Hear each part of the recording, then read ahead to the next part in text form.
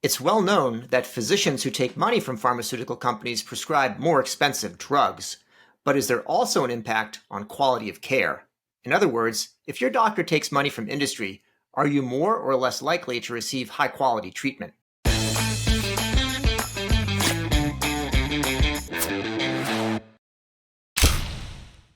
This episode of CareTalk is brought to you by BetterHelp. If you've been thinking about starting therapy, there's never been a better time to give it a try. BetterHelp offers online therapy that's accessible, flexible, and tailored to your needs. Whether you're dealing with stress, anxiety, or just looking for personal growth, BetterHelp connects you with licensed therapists who can support you on your journey to becoming your best self. Never skip therapy day with BetterHelp. Visit betterhelp.com/caretalk to get 10% off your first month and take the first step toward improving your mental well-being. That's BetterHelp, HELP.com/caretalk. Welcome to CareTalk, America's home for incisive debate about healthcare business and policy. I'm David Williams, president of Health Business Group. And I'm John Driscoll, senior advisor at Walgreens. Today's guest, Dr. Aaron Mitchell, is an oncologist and health services researcher at Memorial Sloan Kettering Cancer Center. His focus is on understanding how financial incentives influence physician behavior. Join the vibrant CareTalk community on LinkedIn, where you can dig deep into healthcare business and policy topics, access CareTalk content, and interact with our hosts and guests. Please be sure to leave us a rating on Apple or Spotify while you're at it. Dr. Mitchell, welcome to CareTalk. Thank you for having me. So, Dr. Mitchell, let's level set for patients and healthcare professionals. Why should we care about incentives and payments and treatment patterns? I mean, aren't all doctors focused first on the science and next on clinical outcomes and not on things like being paid off by pharma? I think they are focused first on science and evidence, but I wish I could say they were focused only on those things. And like all other humans, doctors are human, and other things can bias us and sway us, sometimes with our knowledge, sometimes without our knowledge. And I think that these kinds of incentives and relationships that we have with the drug industry operate for us on that level and can sway us and impact the quality of care we provide. When you talk about incentives and relationships, what is the nature of the financial relationships between pharmaceutical industry and physicians? Like, how big is it? And then what kind of categories of payments are we talking about? Yeah, great question. So that varies a lot across different spheres of medical practice and across different types of physicians. In aggregate, we're talking $2 billion per year. This is $2 billion specifically of non-research related payments. So if a doctor is running a clinical trial or engaging in research, then there's a lot of separate research money that would go towards those scientific pursuits. But what I'm talking about is the $2 billion that is personal payments, meaning either cash payments or other transfers of financial value, like free food, that is going to be consumed directly by the physician, that isn't going towards generating medical knowledge. The most common kind of payment by count is a free meal. And about 90% of these payments are that type of meal. Often this is in the context of a drug representative, pharmaceutical representative showing up at a doctor's practice, catering lunch provided to both the physician and their office staff, while they then provide some information, a lecture, pamphlet, slides, et cetera, about their products. So that's the most common kind of payment by count. The most valuable payments, going by dollar value, are payments to physicians for speaking fees and for consulting engagements. So cases where a drug company has hired a doctor for their expertise to comment on a particular drug or developmental pathway, different strategic angle, such as consulting, or then speaking, where they're hiring the doctor to speak on behalf of the company to promote their products and do kind of peer education to other physicians. Taken all together, about $2 billion per year. But Dr. Mitchell, the $2 billion sounds like a lot, but with all of the prescribers in the U.S., that actually turns out to be not a lot of dollars per doc per per incentive, if you will? I mean, what's the average kind of the average size of the incentives that could be influencing doctors? The average size is also hugely variable and hugely variable by specialty. So you have some specialties like a family practitioner, a general pediatrician, or a general internist who get next to nothing from pharma. And very few of the doctors in those specialties would be getting any kind of financial payment. And then there are other specialties like oncology, like cardiology, like rheumatology, where the average is much, much higher. So if you're going by the mean amount for an oncologist, the average oncologist by mean is about $7,000 to $8,000 per year. So again, that's a decent amount then, but is not, certainly in comparison to a physician's salary, is not huge. And that's why, as we'll talk about later, it's kind of somewhat about the dollars, but also more about the contact with industry that these dollars are a surrogate marker for in those cases. But then you'll see, it's skewed. It kind of looks like the U.S. Income distribution, right? You've got this kind of long, very low slope when you go from doctors who get nothing at all to those who get a few hundred, a few thousand, and then you get this like top 5% where they're making an amount comparable to their overall salary or a substantial portion of their overall salary from the drug industry in consulting and speaking fees. So when you go up to this top 5% of oncologists, yes, it is people making close to or in excess of $100,000 per year. So it is very skewed. And you've got some people there where the influence is more through contact at drug meals and the individual interactions. And you've got some people where it is the true dollar amount itself, which is, I think, is enough to be biasing. So let's talk about what's already been known before jumping into some newer research that you've done. What do we see in terms of the impact of these industry payments on prescribing patterns?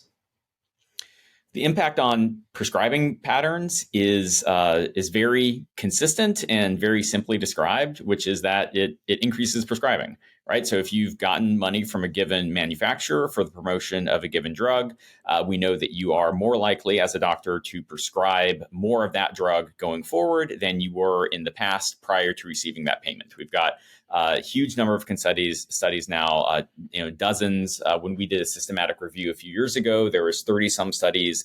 There's probably twice that many now. They've all shown exactly the same thing. So that's very well known and consistent. You get money from a drug company, you prescribe more of that company's drug.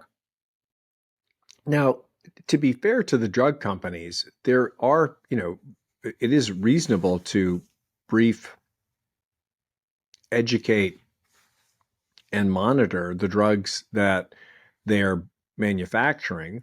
And you'd want the doctors to know where the bright lines are of to prescribe or not. There's a lot of drugs being developed, and the pharmacy companies probably need, I would imagine, the doctors to help them figure out whether what's actually happening in humans is what they planned for in trials and the small studies that often, precede drugs being approved and distributed. What's the industry rationale for investing in this beyond just, or is it just growing the number of prescribers and driving up the number of units prescribed, or is there a defensive argument that makes sense to you as a doctor for why the pharmacy companies are investing in all of these fees, incentives, and it sounds like they're all pretty well fed as well, meals. Yeah. So a lot there to unpack. So I think that there are many rationales for our current system, the current status quo. If you wanted to ask me my true unfiltered opinion, I think the internal rationale in the company's memos is like, it's all about increasing sales volume, and I think that is the primary underlying and true rationale from the industry perspective. And the public rationale, of course, is increasing physician knowledge of these drugs and in line with that, increasing the quality and the outcomes of physician prescribing. This is a rationale which is often repeated and given by my peers, by physicians themselves. and I would say with kind of a varying degree of credulity. I think there are some people who truly It doesn't believe sound like you believe them, though, at all. Forget whether they believe what they're saying. It sounds like what you're saying is, it's pretty much all about sales. I think it's pretty much all about sales.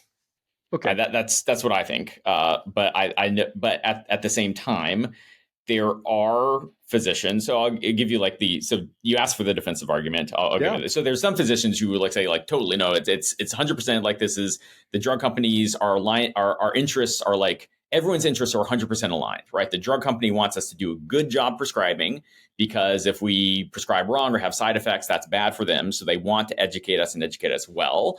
And then when we're educated well, this is also perfectly aligned with patient interests. So I think that's the strongest form of this argument. And there are certainly physicians I've heard make that, and I'm convinced 100% believe it.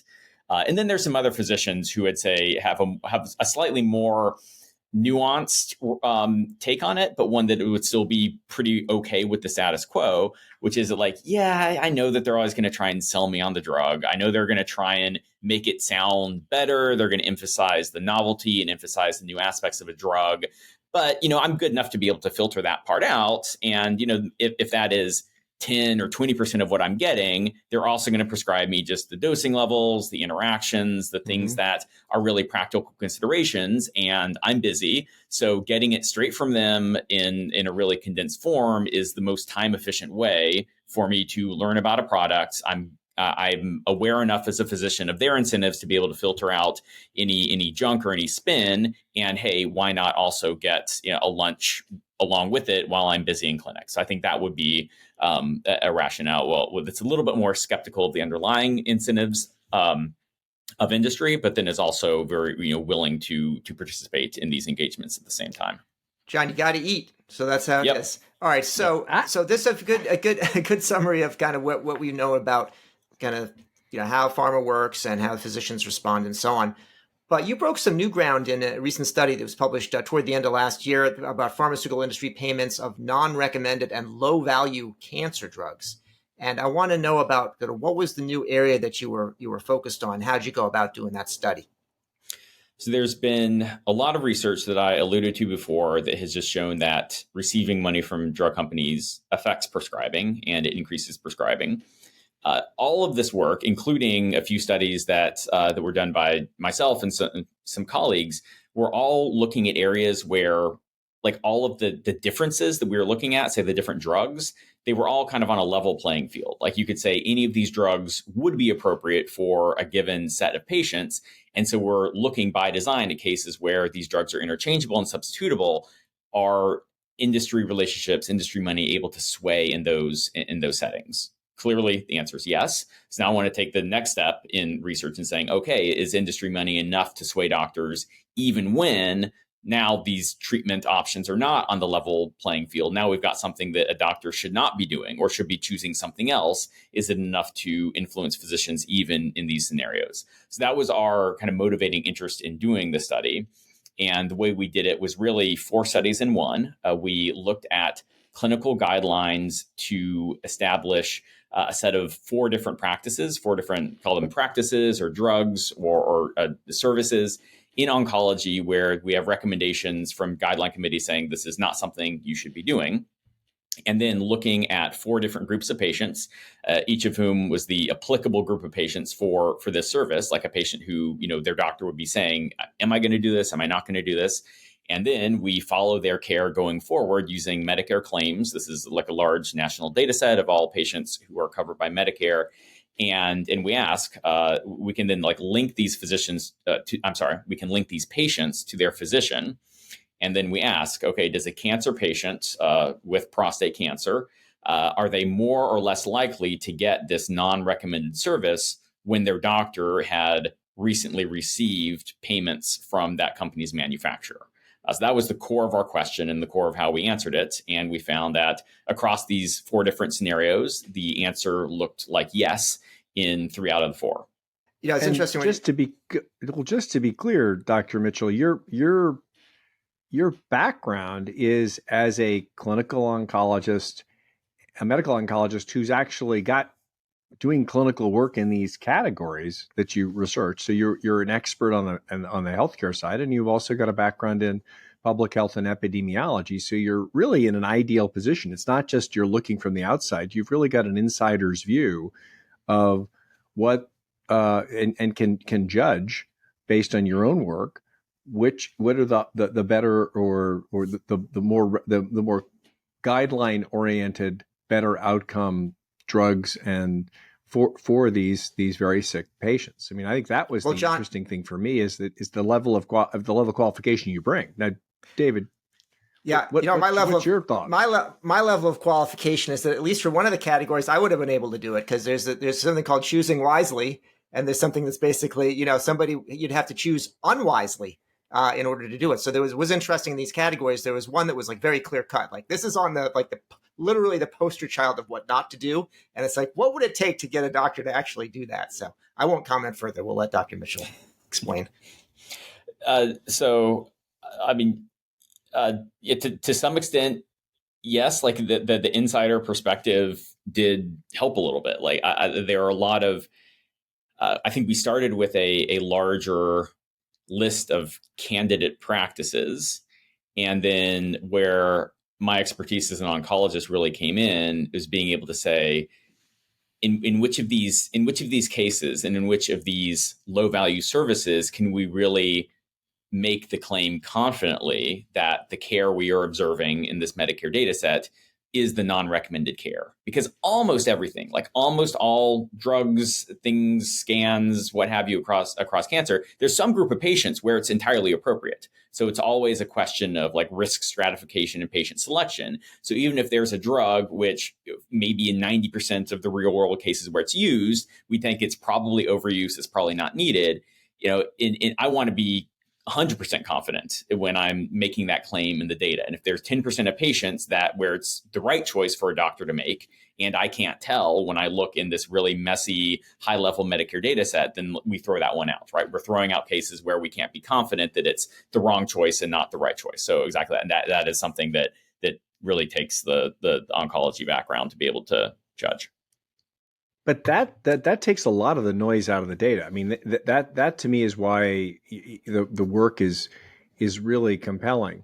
And is there anything that would explain this branded drugs versus not branded drugs? I wasn't quite tracking necessarily some of the findings you had there and what was driving them.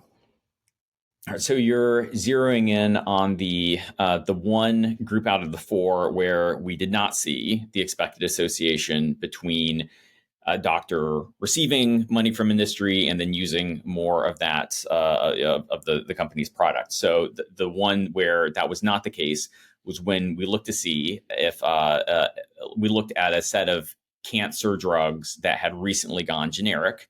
And what we were asking was a doctor who'd recently received money from the brand name manufacturer, did they continue to use the brand name drug more often, even when there was a generic or a biosimilar alternative? We found the answer was no. And our rationale for that, or our best explanation for that admittedly unexpected finding, is that what we think we are, the reason we think we see that is that we've not accounted for a physician's practice setting. And what I mean by that is the biggest single determinant, other than like specialty. So we're looking at oncologists, the biggest determinant of whether an oncologist is getting a lot of money from industry or a little bit of money from industry is whether they are in academics or community practice.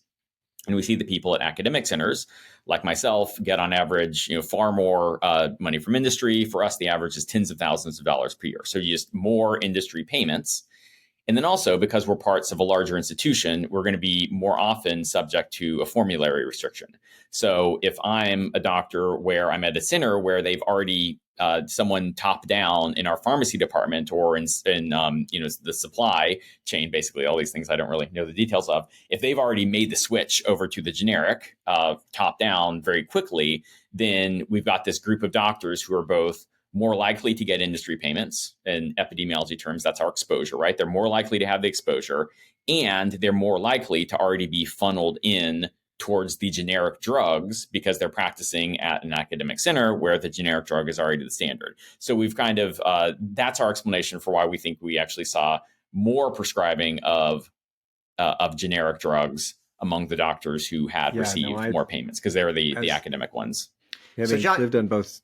No, but David, I think I lived on both sides of that as a PBM guy, where formularies really do drive, a lot of the behavior and a lot of the focus for both institutions as well as pharmacy managers. Really, change the structure of incentives once the generics are available, because of the complex compensation that happens before that gets to you. That makes a great deal of sense.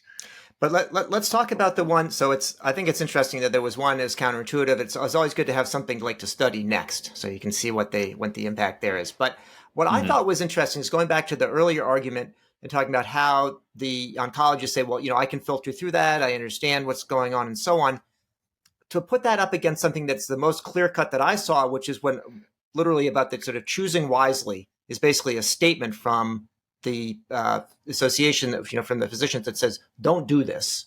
And so you're sort of saying, when people are doing it anyway, is it out of ignorance, or are they somehow influenced? That to me was also the most interesting case in a sense. And I wonder how, if you go back and discuss with some of those oncologists who, give you that rationalization before, what their reaction would be to a finding like this. So is your question, how do oncologists react to these findings? I think I know how they react.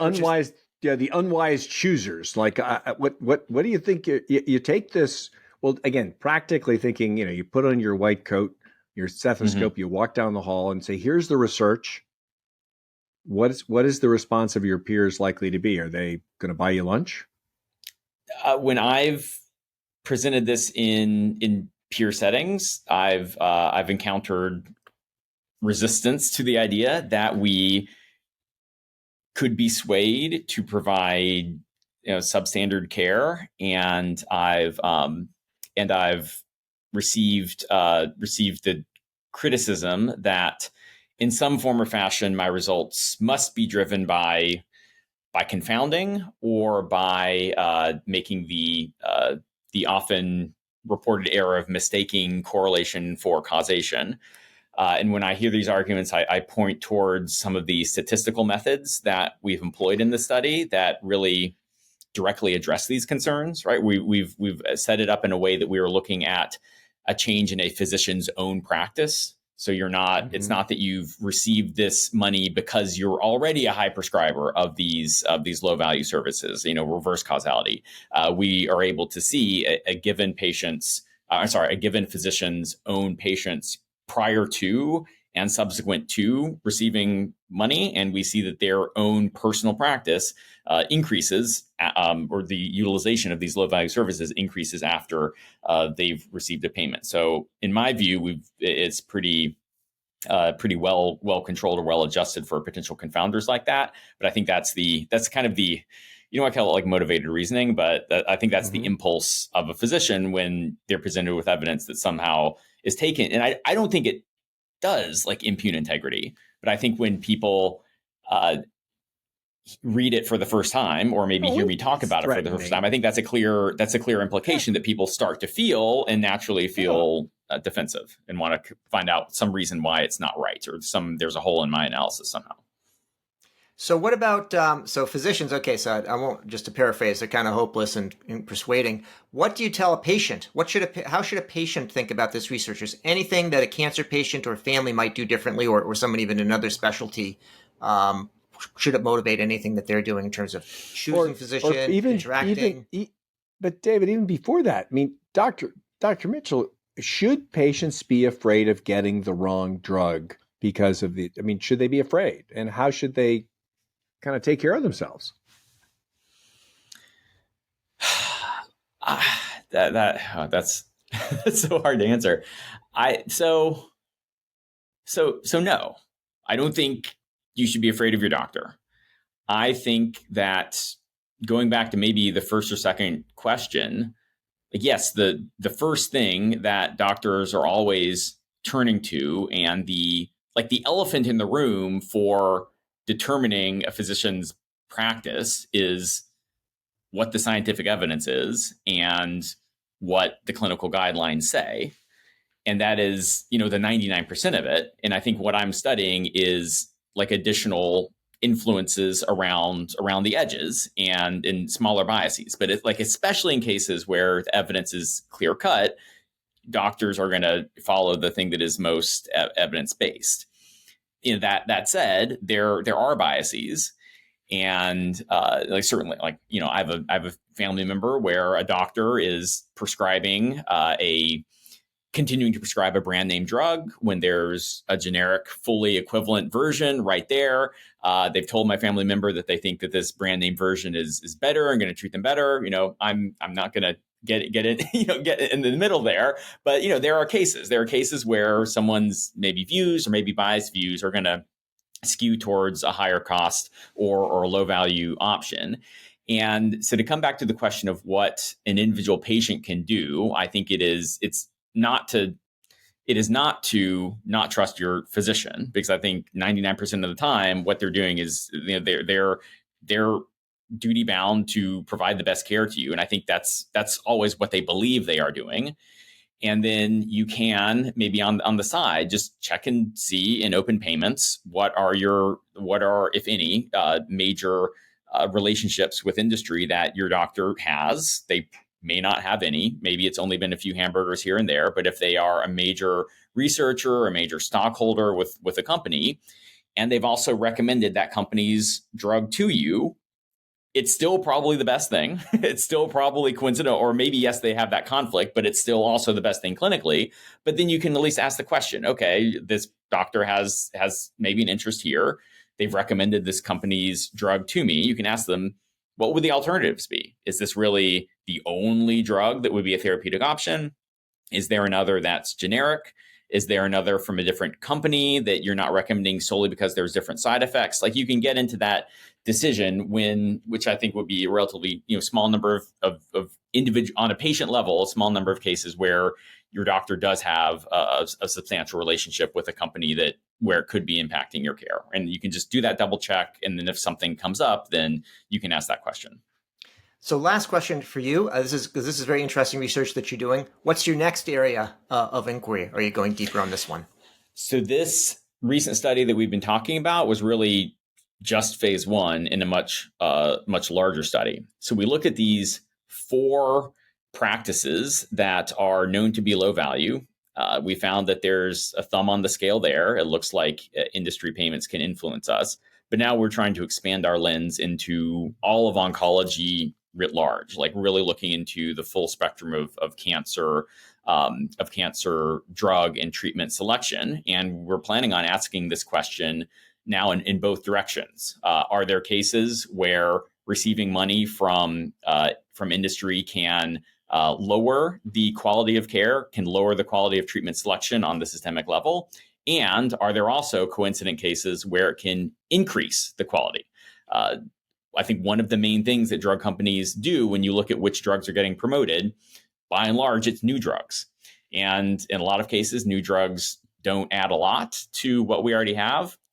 But in some cases, there are true breakthroughs, right? And if it's, say, like going back 10 years to when the first immunotherapy drugs came out, the faster doctors started getting educated and started using those, the better. So are there cases where a doctor who gets the sales pitch and starts using a good drug faster, are there also cases where it can improve? And then kind of on net, what's the balance? And can we start to better identify and better anticipate areas where there's a role for these payments that at least, in theory, could be positive or at least is neutral, and where are the cases where it looks like we might be increasing the low value care that we've been studying up until this point. So that's our next study, is to widen the lens and go broader. Great. Well, that's it for yet another episode of CareTalk. Our guest today has been Dr. Aaron Mitchell, oncologist and health services researcher at Memorial Sloan Kettering Cancer Center. I'm David Williams, president of Health Business Group. And I'm John Driscoll, senior advisor at Walgreens. If you like what you heard or you didn't, we'd love you to prescribe on your favorite service. Dr. Mitchell, thank you so much for joining today. It's been a pleasure. Thank you for your interest.